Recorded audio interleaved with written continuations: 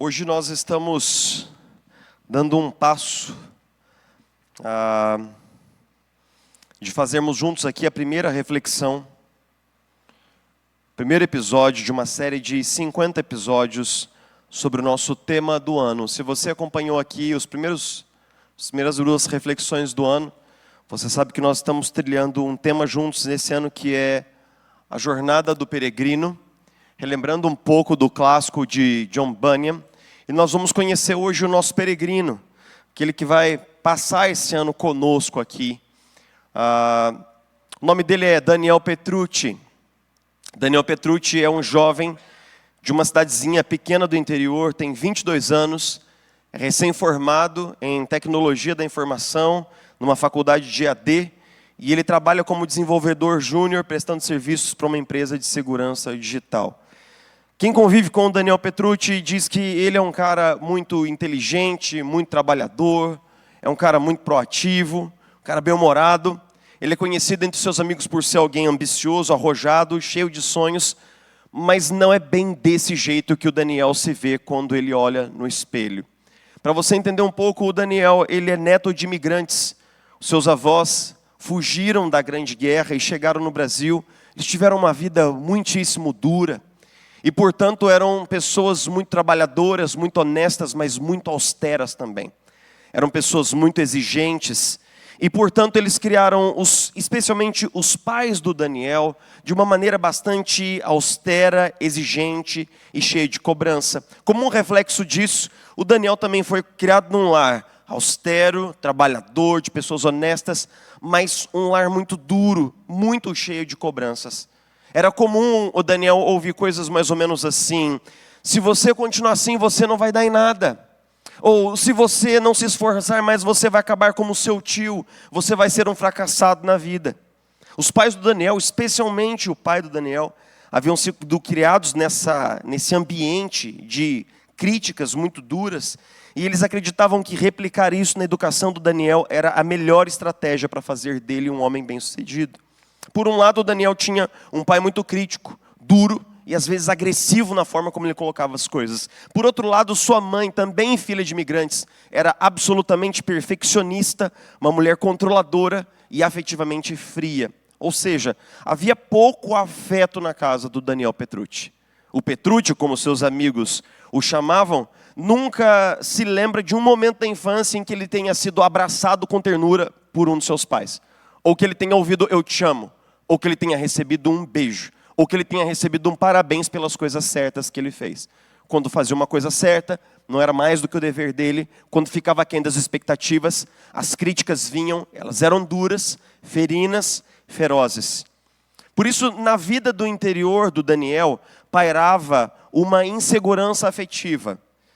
Quando muitas vezes ele tinha que levar um resultado de volta para casa, fosse a nota de uma prova, ou fosse o lugar numa competição banal de futebol, mesmo assim, quando ele tinha que apresentar alguma coisa para os pais como se fosse um resultado, ele sentia um buraco no estômago, um senso de reprovação, um senso de insuficiência, de que ele não era o bastante para os pais, e de que o tempo todo ele estava sendo analisado e criticado.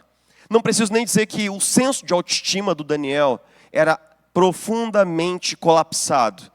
Não havia essa percepção de valor pessoal, muitas vezes ele sentia também que lhe faltava identidade. As críticas eram muitas, em especial porque os pais do Daniel eram pessoas que tinham trabalhos regulares da geração anterior.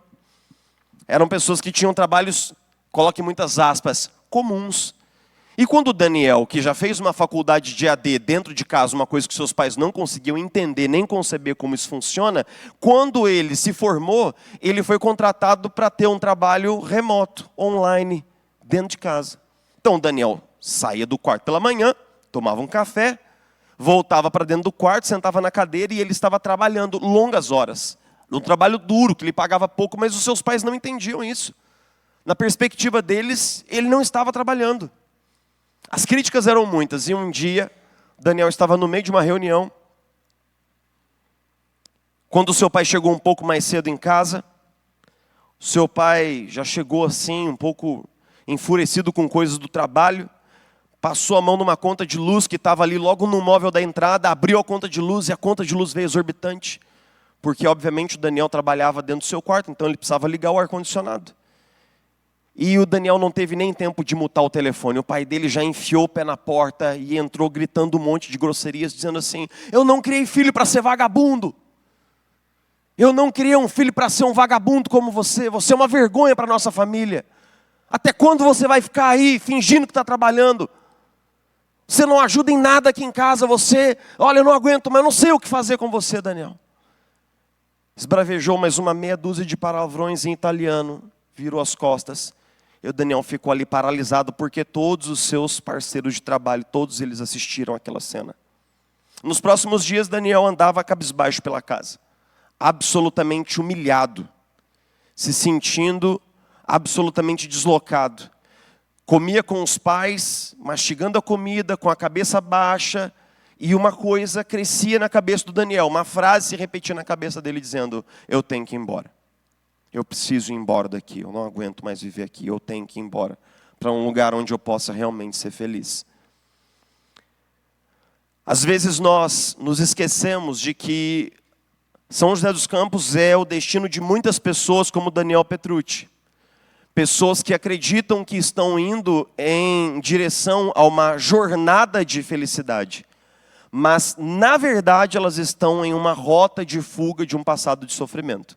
Elas acreditam que elas estão indo em direção a uma carreira de sucesso, a uma vida de prosperidade, elas estão indo construir um patrimônio ou mesmo construir uma família. Essas pessoas acreditam que elas estão indo em direção a algo, quando na verdade elas estão fugindo de algo. O Daniel Petrucci sabe disso, e um cara da Bíblia chamado Jefté também sabe disso. E é na história de Jefté que eu quero convidá-lo a abrir comigo lá em Juízes capítulo 11, versículo 1. Livro dos Juízes, capítulo 11, Juízes está logo depois de Josué, colado aí nos primeiros 5 livros da Bíblia. Juízes, capítulo 11, verso 1.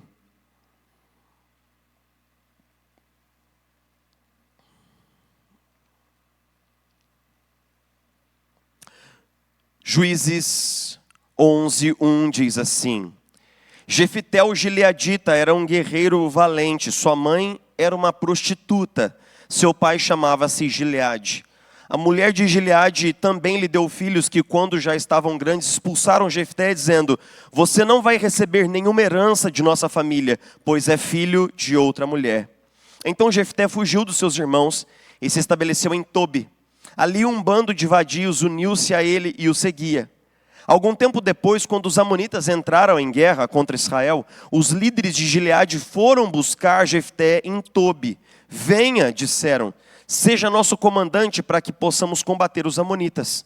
Disse-lhes Jefté: vocês não me odiavam e não me expulsaram da casa de meu pai? Por que me procuram agora quando estão em dificuldades?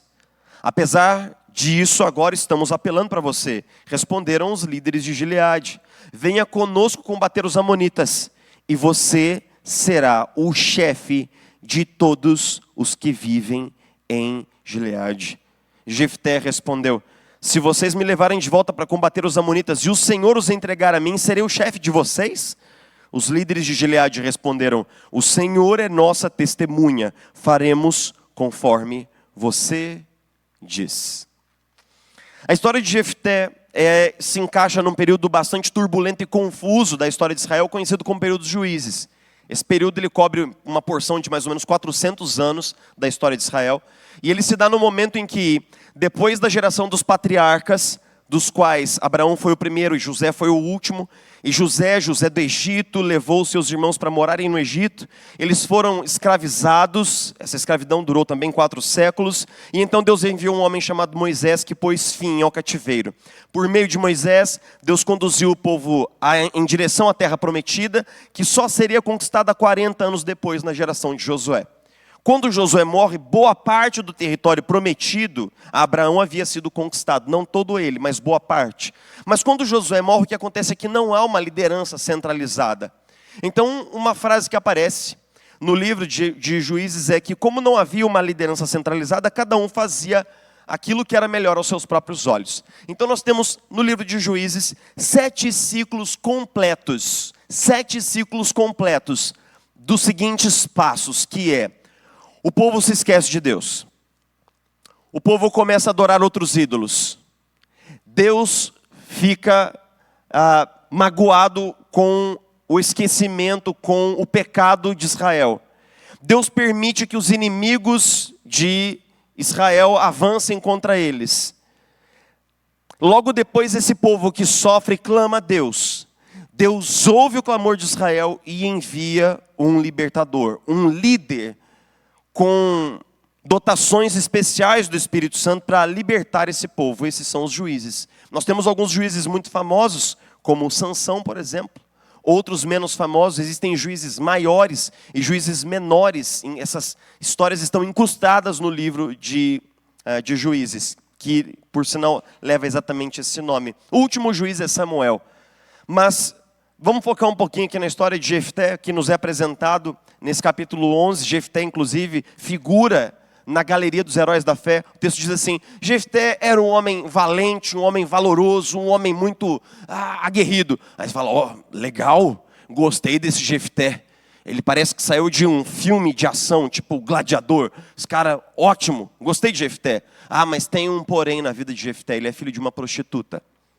A gente não sabe se o pai de Jefté teve essa relação antes do casamento ou durante o casamento, mas o fato é que Jefté era o filho de uma relação ilegítima e ele tinha irmãos que nasceram no casamento.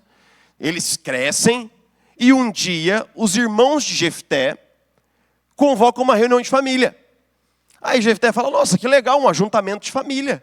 Certo, vai rolar um macarrão à bolonhesa, uma coquinha gelada, a gente vai juntar as famílias e vai ser muito gostoso. Estou cheio de expectativa para essa reunião de família.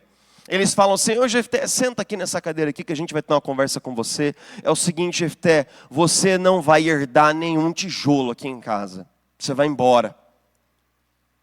Nós não queremos você aqui, nós não queremos você nem morando aqui perto. Você tem que ir embora. Você não vai herdar nada aqui. Você é o símbolo concreto de um pecado e uma vergonha do nosso pai. Então você vai ter que ir embora. É lógico que, colocando dessa forma, isso já é um ato bastante cruento e que certamente traria muitas mazelas para cada um de nós que está aqui. Mas no mundo antigo ainda é pior. Porque no mundo antigo, um sujeito ele está absolutamente radicado no seu clã e na sua terra. O sujeito ele existe enquanto membro de uma família. Ele existe enquanto protegido por um clã. Ele está sediado no clã, ele está arraigado na terra.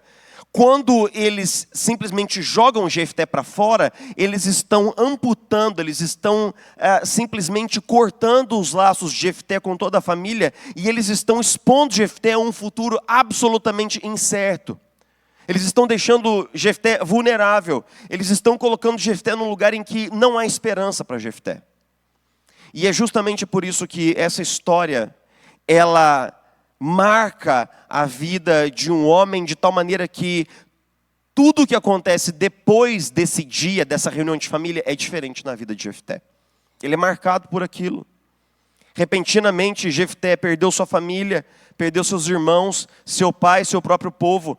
Aquela rejeição havia destruído a vida de Jefté.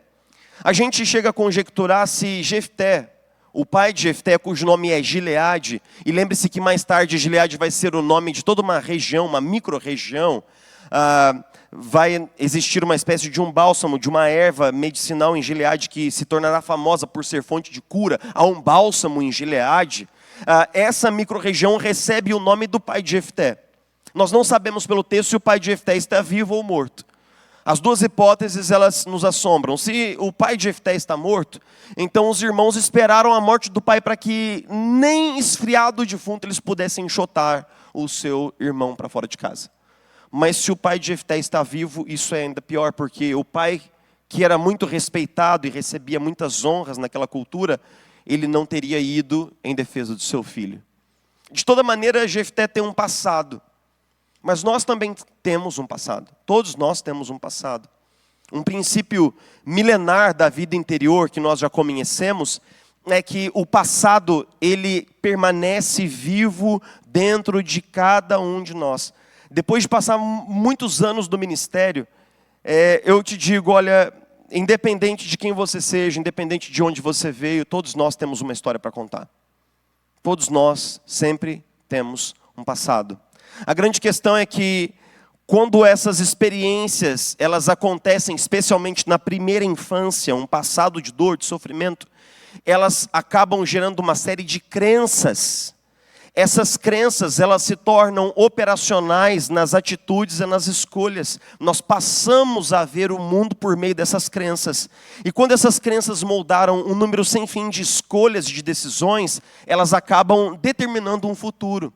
Então note que muitas vezes o passado que nós achamos que ficou no passado, ele está vivo em nós na forma de sentimentos, de afetos, de crenças, de convicções, e ele determina também as nossas escolhas que serão definidoras para o nosso futuro. O que significa dizer que não existe nenhum atalho que nos leve muito para longe do passado que nós tivemos. E quais são os tipos de passado sobre os quais eu mais ouço, sendo pastor aqui, na cidade de São José dos Campos, sendo pastor aqui no Aquários? A primeira coisa que eu ouço mais é pessoas que vieram de uma família disfuncional.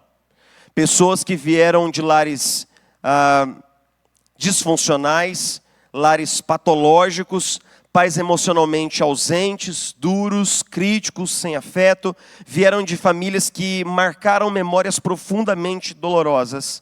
Depois eu encontro muitas pessoas que vieram de um passado de muita pobreza, de escassez ou de insegurança material. São pessoas que eu chamo de os sobreviventes.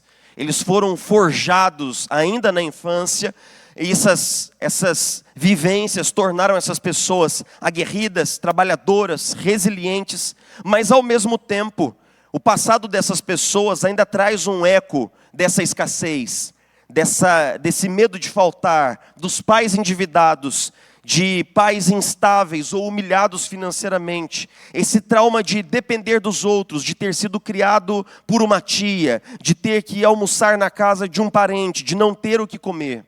Pessoas que tiveram infâncias muito, muito, muito difíceis. Ou então, eu encontro muitas pessoas que vêm de um passado de rejeição ou abandono. Ou porque, de alguma forma, essa criança ela não foi sonhada, ela não foi desejada, ela não foi planejada, ou porque essa criança veio um menino quando se esperava uma menina, ou vice-versa. Essa ferida silenciosa dessa criança que não se sente aceita, não se sente suficiente, não se sente amada, nem pelo pai, talvez nem pela mãe. Essa mãe sobrecarregada e fria que muitas vezes não transmite afeto, nem presença emocional. Crianças que vieram de passados de violência. E quando eu falo sobre violência, eu falo de múltiplas violências. Quando a gente vê um livro, a gente muitas vezes o julga pela capa.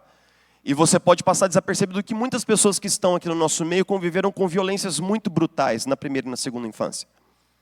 Violência moral, violência física, agressões verbais, famílias agressivas, crianças que foram destroçadas na sua segurança físico, psicologicamente, socialmente, afetivamente.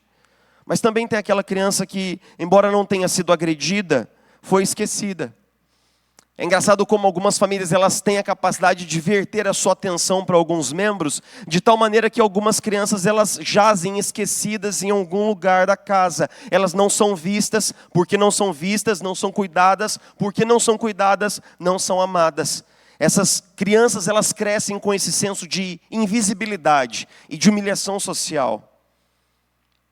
E duas histórias que eu tenho ouvido bastante aqui no Aquários, especialmente para as famílias mais jovens. Crianças que conviveram com um passado religioso tóxico. Algumas pessoas, quando elas chegam aqui na comunidade, elas marcam um café comigo, eu fico até surpreso que elas deem ainda uma chance para a igreja.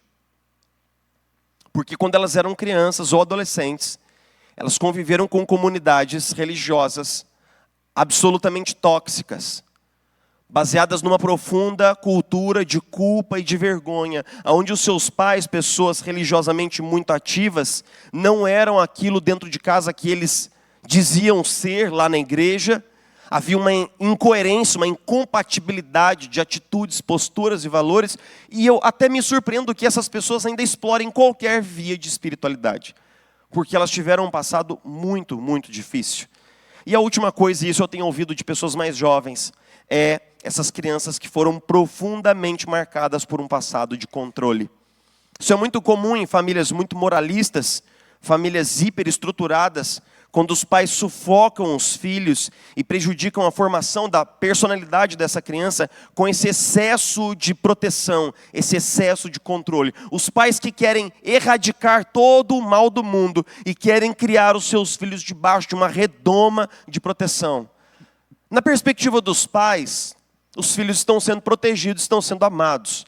Na perspectiva da criança, ela está sendo esmagada por um domo de incapacidade de viver as suas próprias escolhas, de expressar seus próprios afetos, de encontrar seus próprios pensamentos. Esses lares geralmente são muito perfeccionistas. Existe um ar de cobrança, um sistema de performance que está em marcha. E muitas vezes a percepção afetiva é de que nunca sou o bastante. Jefté tem um passado. Daniel Petrucci também tem um passado. Eu posso dizer para você, eu tenho um passado.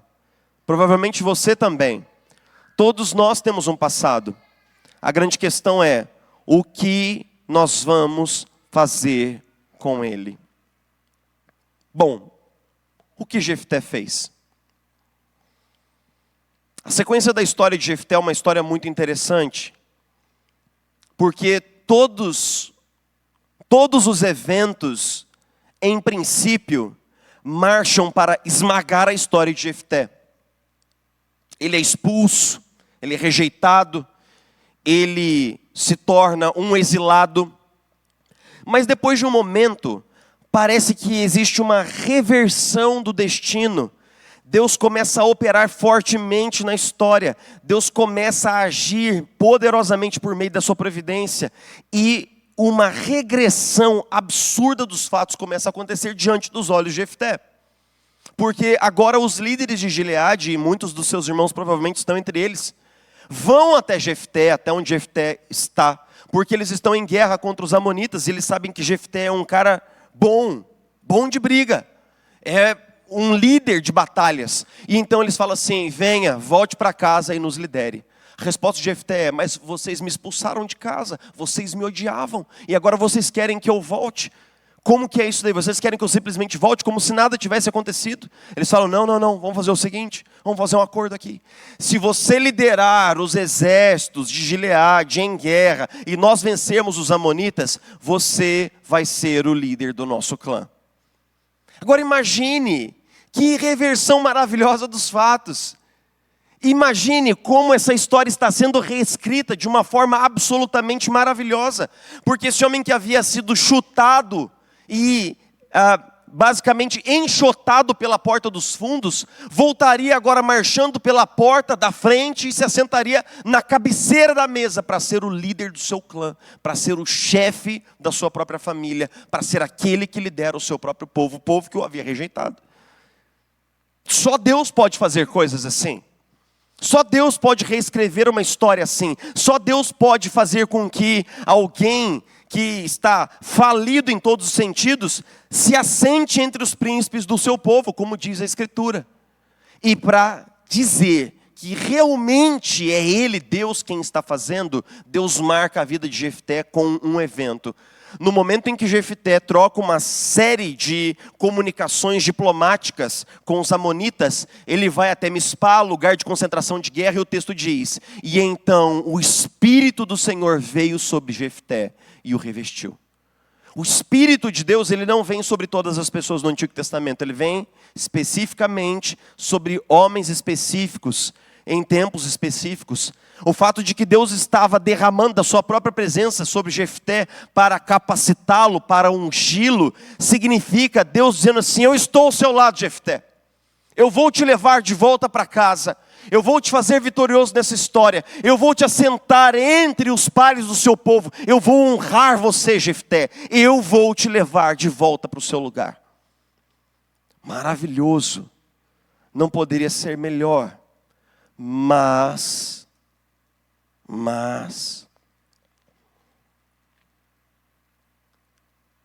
desejoso de garantir a bênção do Senhor na guerra, Jefté faz um voto. Um voto não prescrito na lei. Lei que Jefté não conhece. Ele diz assim: se eu vencer, a primeira pessoa que sair da minha casa, quando eu voltar da guerra, eu oferecerei ao Senhor em holocausto. E o que é um holocausto? Holocausto é tomar um bichinho, levá-lo até o altar, impor as mãos, confessar pecados. O sacerdote pega um cutelo, degola aquele bicho. Aquele sangue é depositado nas pontas do altar, aquele bicho é esquartejado. Ele é colocado sobre a grelha do altar. Ele é queimado até que não sobre absolutamente nada, senão cinzas. Isso é um holocausto.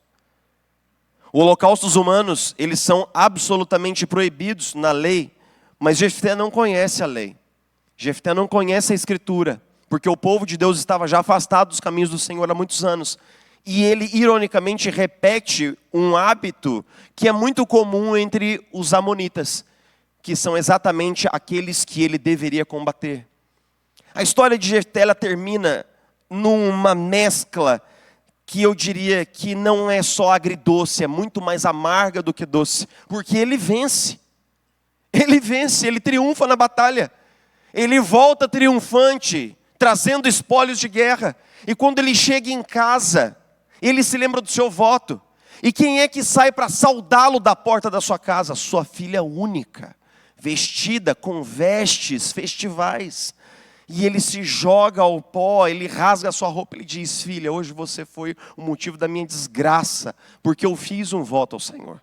Eu fiz um voto ao Senhor.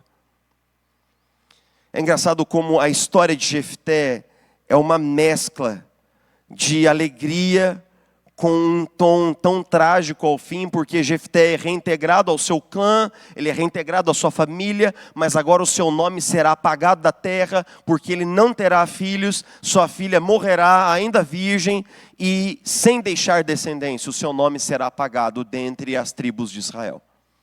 E tudo isso por um motivo, que é: Jefté tentou comprar aquilo que Deus já havia lhe dado. Imagine como esse texto progride. Deus fala assim: está aqui, Jefté, está aqui essa bênção para você, eu preparei para você esse retorno para casa, exulte comigo, se alegre comigo, porque eu sou o Deus que faz essas coisas. E Jefté faz um voto para comprar e para pagar aquilo que Deus já havia lhe dado de graça. Sabe por quê? Porque é muito difícil para um filho de uma prostituta que foi rejeitado inúmeras vezes imaginar ou pensar que Deus lhe ama de graça. É muito difícil para uma criança que foi esmagada por inúmeras rejeições supor que exista um Deus que o ame por quem Ele é. Você pergunta assim: Jefferson, como você sabe? Eu só posso te dizer: eu sei.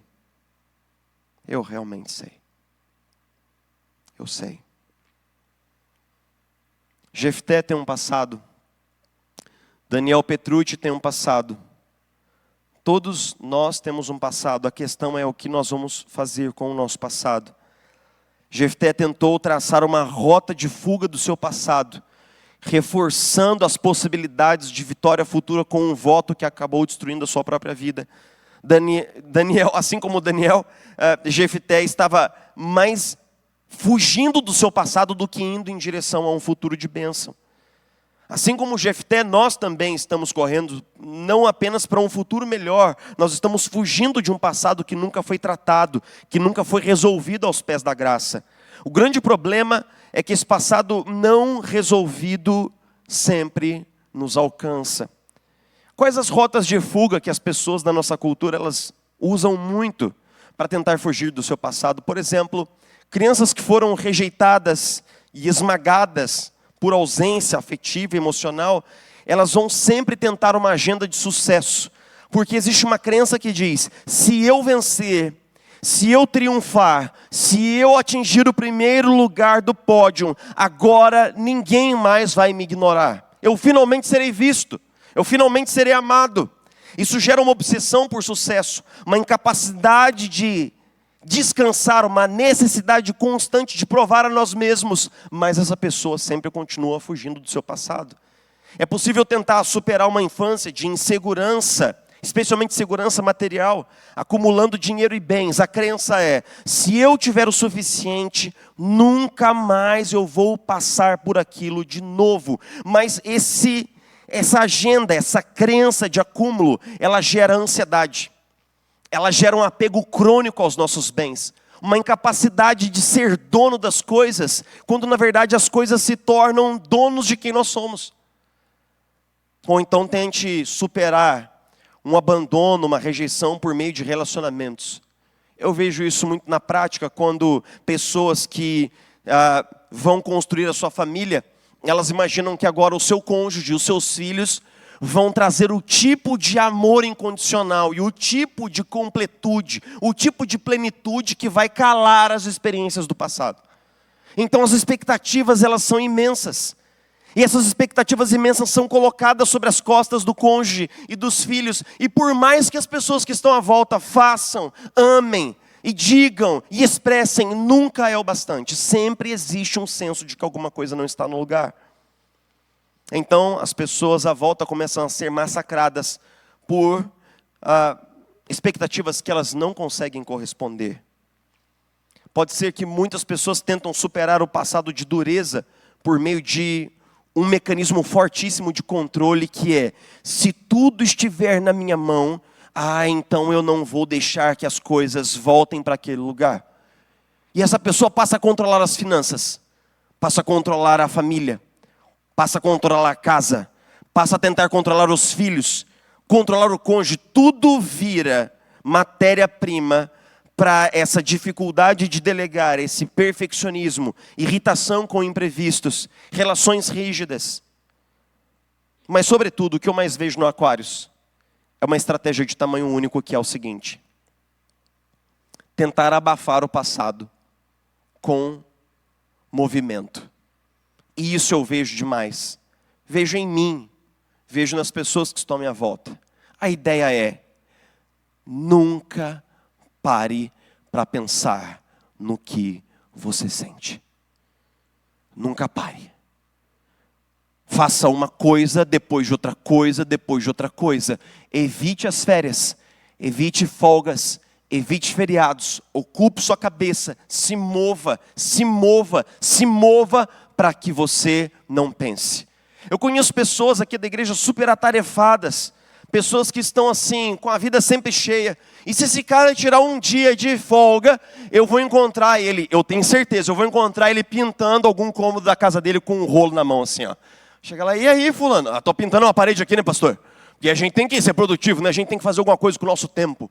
E isso é um péssimo sintoma. É o sintoma de que nós não podemos lidar com o silêncio, nem com a quietude, nem com dias de descanso, nem com um dia chuvoso. A gente não consegue, porque à medida em que nós nos assentamos na nossa própria alma, nós sabemos que alguma coisa não está no lugar. E nós sabemos que nós vamos ter que lidar com isso em algum momento. Mas mantenha-se em movimento. Mantenha-se em movimento, vá na direção da próxima tarefa, faça a próxima coisa, feche mais um projeto, comece mais uma empresa, abra mais um CNPJ. Não pare para que a sua dor não alcance você. Mas isso é uma grande bobagem, nós sabemos. Porque a dor está lá, no mesmo lugar, do lado de dentro. E evitar pensar sobre ela, ou evitar elaborá-la, não vai trazer grandes benefícios para nós. No ano passado, Sylvester Stallone deu uma entrevista na CBS para uma entrevistadora chamada Gayle King. E eu assisti parte dessa entrevista, em especial um momento no qual ele começa a contar sobre o filme Rocky, que foi o grande sucesso que colocou Stallone entre as grandes estrelas de Hollywood. Quando eu não sei se você sabe, mas o filme Rocky ele é um filme premiado. Ele tem 3 prêmios da Academia, incluindo de melhor filme daquele ano. Quando foi Stallone que escreveu basicamente o script, o roteiro, é dele, ele pensou no roteiro de Rocky. E ele na época ele estava recém-casado, tinha um filho pequeno, ele estava absolutamente falido financeiramente. E ele pegou o script e ele começou a apresentar em gravadoras.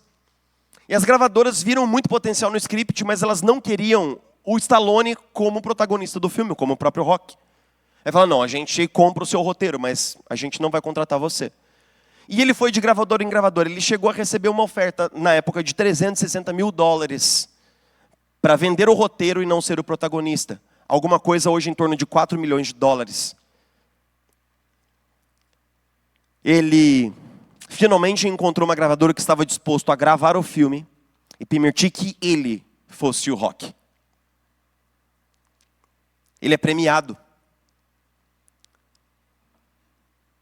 E então Gayle King pergunta assim, e como foi esse momento? Como foi essa premiação? Como foi esse momento? Ele diz assim, olha, foi absolutamente vulcânico. No dia em que eu recebi a estatueta nas mãos, foi um sentimento vulcânico. Mas logo depois veio uma tristeza brutal sobre mim. E aquela resposta pegou a apresentadora no contrapé. Ela disse, mas por quê? E ele responde, porque você deu duro, e você trabalhou, e você foi, você conquistou, você agora é um sucesso. E você tem uma estatueta nas mãos. O que mais eu preciso fazer para ser visto? O que mais eu preciso fazer? Porque as pessoas que você ama, elas não estão lá. No dia em que você recebe um grande prêmio, aquelas pessoas que você ama não foram, elas não estão lá. E ela pergunta, os seus pais? E ele responde, os meus pais. Os meus pais não estavam lá. E ele diz, nós pais precisamos ter atenção porque uma criança é como se fosse um pequeno vaso de argila. Você molda essas crianças. Você machuca. Você derruba uma criança dessa no chão. E ela nunca mais tem o mesmo formato. Nunca mais. Em determinado trecho da entrevista ele diz assim, olha, eu oro sobre isso. Eu fiz terapia, eu fiz oração, eu busquei ajuda. Agora, e a gente já está falando de um cara que tem quase 70 anos de idade. Agora, eu sinto do mesmo jeito como no passado. E ele diz, olha, eu sou um cara muito durão. Pode perguntar para quem me conhece, eu sou uma pessoa dura. Mas, se isso é capaz de machucar uma pessoa como eu imagino que seja capaz de machucar qualquer pessoa. Sabe o que acontece? O problema não é basicamente a nossa busca por prosperidade, por carreira, por sucesso, por bens materiais. O problema não é isso. O problema é o que você espera que isso faça por você.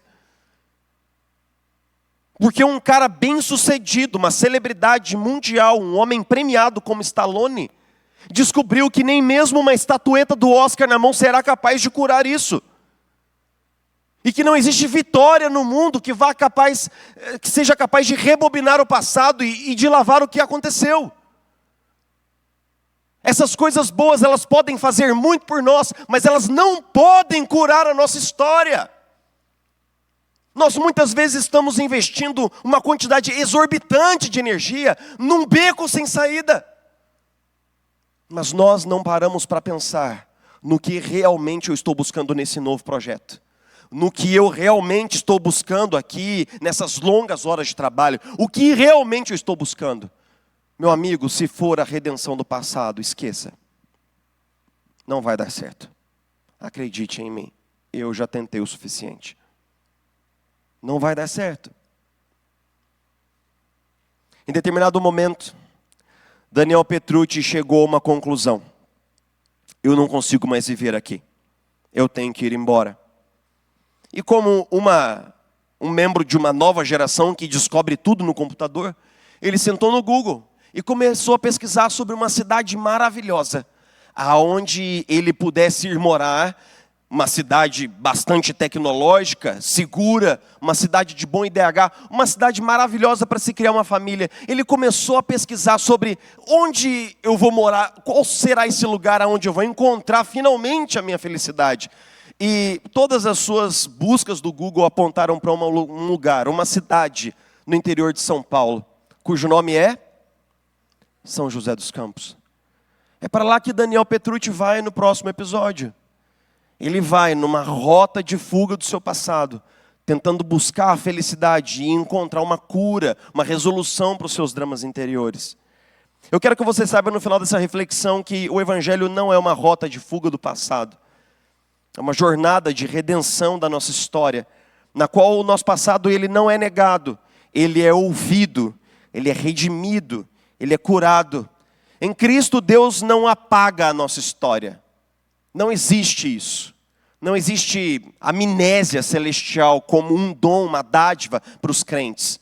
Você será capaz de se lembrar do que viveu, mas ouvindo essa história agora recontada pela boca de Deus, essa história reescrita pela mão de Deus por sua maravilhosa graça. Porque vocês não receberam um espírito que os escravize para novamente viverem com medo, mas receberam um espírito que os adota como filhos, por meio do qual clamamos: Abba, Pai. O próprio Espírito testemunha ao nosso espírito que somos filhos de Deus. Se somos filhos de Deus, então somos herdeiros de Deus e co-herdeiros com Cristo. Paulo, aos Romanos, capítulo 8, versículos de 15 a 17. Nossa crença mais fundamental é de que na cruz Jesus assumiu a nossa história. Na cruz Jesus assumiu o nosso passado, levando sobre si mesmo os nossos erros, os erros daqueles que pecaram contra nós. Toda culpa, todo pecado, toda machucadura foi colocada lá em Jesus na cruz do Calvário. A cruz não é sobre fingirmos que nada aconteceu. Deus não diz assim para você: olha, vamos fingir que isso nunca aconteceu, tá? Nunca mais vamos falar nisso, vamos fingir que isso ficou para trás e que isso não existiu. Na cruz, Deus tem uma palavra para nós que é: eu assumo a sua história para transformá-la em Cristo. Você sabe, eu sei, que o nosso passado está vivo dentro de nós, mas esse passado recontado pelo prisma da graça de Deus, ele se torna agora uma história de bênção. Eu tenho alegria de contar minha história. Para todos vocês que já ouviram parte do meu testemunho aqui, eu tenho alegria de contar minha história. Eu não conto a minha história com o coração pesado, eu conto a minha história com alegria. Primeiro por saber que eu já não vivo mais à luz desse passado. Esse passado ele não tem poder para determinar quem eu sou, nem quem serei. Mas sobretudo por saber que hoje, isso que me machucou tão profundamente, Deus pode usar para ajudar outras pessoas a avançar também na sua própria história e superar seu próprio passado aos pés da cruz de Cristo. Se você tem vivido numa rota de fuga do passado, eu quero te convidar a orar comigo. Vamos orar juntos. Jesus Cristo, nós queremos te agradecer, porque tudo o que diz respeito a nós importa para o seu coração. Obrigado porque absolutamente tudo o que vivemos, tudo que fizeram conosco, tudo o que nós fizemos, tudo isso está debaixo da sua atenção graciosa, quando o Senhor generosamente encrava esse passado de pecado na cruz. Obrigado, Jesus, porque você está reescrevendo uma história para todos nós aqui. Obrigado, Senhor. Obrigado, Senhor. Glorifica o teu nome na nossa vida, Jesus. Nos liberta das crenças que ainda vivem. Elas não só vivem, mas elas se manifestam dentro do nosso mundo interior. Nos liberta, Senhor Jesus, daquilo que aconteceu. Nos liberta dos medos que temos. E nos faz enxergar que o Senhor tem um futuro de bênção preparado para nós. Não porque nós estamos tentando fugir do nosso passado e resolvê-lo com as forças da nossa mão, mas porque o Senhor toma uma mulher estéril e sem filhos e a faz alegre mãe de filhos, diz a tua palavra. O Senhor toma o desvalido pela mão e o assenta entre os príncipes do seu povo. O Senhor é um Deus que é capaz de mudar histórias. O Senhor é um Deus que é capaz de mudar a trajetória de vidas inteiras, de alterar destinos inteiros por sua graça, por seu amor, por sua providência poderosa, que está operando agora, como nós cremos, a nosso favor em Jesus Cristo, porque todas as coisas estão cooperando para o bem daqueles que amam a Deus, daqueles que foram chamados segundo o seu propósito. Então, Senhor, nos ajuda a levar o nosso passado aos pés da cruz, em oração, em confissão, em rendição, para que ele seja tratado, para que ele seja curado, para que ele seja transformado. Essa é a nossa oração, nós a fazemos em nome de Jesus. E dizemos amém. Amém.